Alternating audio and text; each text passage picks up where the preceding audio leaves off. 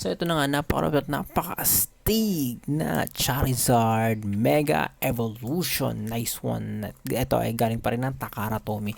Grabe ang tagal ko hindi nakapag-vlog kasi more on short lang talaga ako. Kasi nga, yun medyo na busy si Boss Silver. Kasi nga si Boss Silver ay finally may physical store na nga tayo, Lods.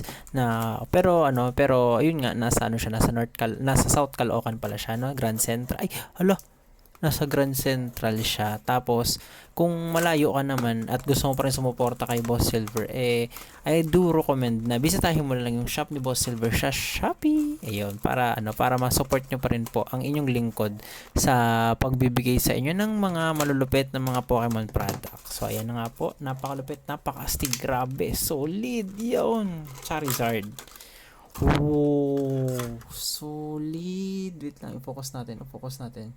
Grabe yung detail dito ni Charizard. Grabe. Tingnan mo naman, boy, yung mata itself, yung pakpak, napakaganda at napaka-astig, solid. Tapos yung blue color, kasi nga 'di ba yung blue mas maano siya, mas ano siya dito, mas mainit ikukumpara natin sa Red Flame ko. I think na dahil dito sa format to, mas malakas sa Charizard, mas malakas at mas intense yung fire niya, kaya reasonable lang kung bakit naging blue yung tawag dito, yung flame niya dito. At nakikita natin dito yung napakaganda at embedded dito yung Nintendo Pokemon. Tapos syempre yung Tommy, no, yung partner nila sa paggawa ng figure na to, no.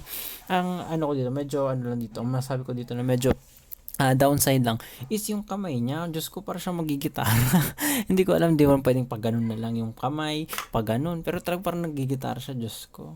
Parang nangaharana pa ata yung ating Charizard. Tapos napakalupit dito yung detail, tsaka yung color pattern nila nito. Although, masasabi ko dito may flaw ng konti, pero syempre, wala naman talagang perfect na Pokemon figure, no? Pero, more or less, i-rate ko to ng 9 out of 10. So, muli po, maraming salamat. Thank you for watching.